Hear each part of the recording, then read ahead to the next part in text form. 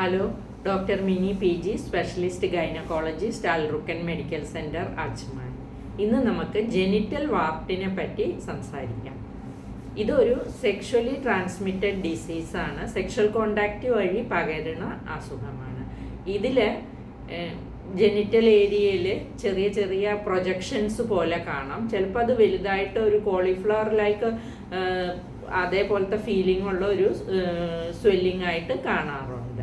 അപ്പം ഇതിൽ ചിലപ്പോൾ ഇങ്ങനെ ചൊറിച്ചിൽ പോലെ വരാം, അല്ലെങ്കിൽ അതിലൊരു ബേണിങ് സെൻസേഷൻ പോലെ വരാം. ചിലപ്പോൾ വലിയതായിട്ട് അത് ഒരഞ്ഞിട്ട് അതിന് ബ്ലീഡിങ്ങും ചിലപ്പോൾ വരാറുണ്ട്.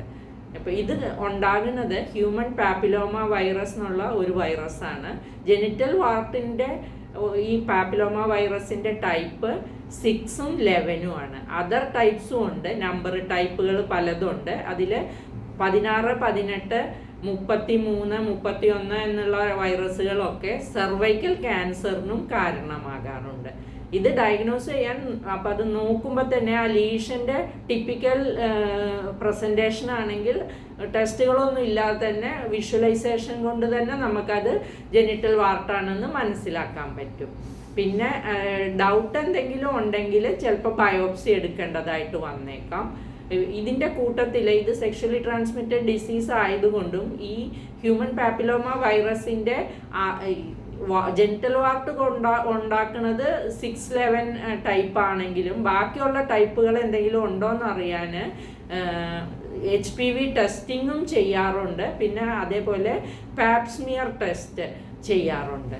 ഇതിൻ്റെ ട്രീറ്റ്മെൻറ്റ് എന്നുള്ളത് ചെറിയ ലീഷൻസ് ആണെങ്കിൽ ഈ പോഡോഫൈലിൻ പോലുള്ള മരുന്നടങ്ങിയ ക്രീമുകളോ അല്ലെങ്കിൽ സൊല്യൂഷനോ ആ ലീഷനിൽ അപ്ലൈ ചെയ്തിട്ട് അത് ബേൺ ഔട്ട് ചെയ്ത് പോകാൻ വേണ്ടി നോക്കാറുണ്ട്.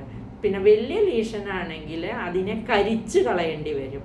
അതിന് ഇലക്ട്രോ കോർട്ടറി അല്ലെങ്കിൽ ക്രയോ കോർട്ടറി അല്ലെങ്കിൽ ലേസർ കോർട്ടറി ഉപയോഗിക്കാവുന്നതാണ്.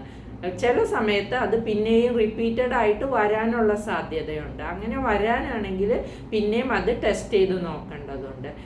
ഇതൊരു സെക്ഷലി ട്രാൻസ്മിറ്റഡ് ഡിസീസ് ആയതുകൊണ്ട് പിന്നെ വേറുള്ള സെക്ഷലി ട്രാൻസ്മിറ്റഡ് ഡിസീസുകൾ, അതായത് എയ്ഡ്സ്, പിന്നെ സിഫിലിസ് എന്നുള്ള അസുഖങ്ങളുണ്ടോ എന്നറിയാനുള്ള ബ്ലഡ് ടെസ്റ്റുകളും കൂടെ ചെയ്യേണ്ടത് ആവശ്യമാണ്. ഈ സെർവൈക്കൽ ക്യാൻസറിന് കാരണമായ ഹ്യൂമൻ പാപ്പിലോമ വൈറസിൻ്റെ ഒരു വകഭേദം, ഒരു ടൈപ്പാണല്ലോ ഈ ജെനിറ്റൽ വാർട്ട് ഉണ്ടാക്കുന്നത്. അപ്പം അങ്ങനെയുള്ളവരെല്ലാം ഈ വാക്സിനേഷൻ എടുക്കുന്നത്, ഹ്യൂമൻ പാപ്പിലോമ വൈറസ് വാക്സിനേഷൻ എടുക്കുന്നത് സെർവൈക്കൽ ക്യാൻസറിനെ പ്രിവെൻറ്റ് ചെയ്യാൻ പറ്റും. ഇപ്പോൾ 10 മുതൽ 25 വയസ്സ് വരെയുള്ള കുട്ടികൾക്ക്, സ്ത്രീകൾക്ക് ഈ വാക്സിനേഷൻ എടുക്കുന്നത് ഏറ്റവും അഭികാമ്യമാണ്. 3 ഡോസ് വാക്സിനാണ് ഉള്ളത്. അപ്പോൾ ആ വാക്സിൻ എടുക്കേണ്ടതും ഏറ്റവും അഭികാമ്യമാണ്.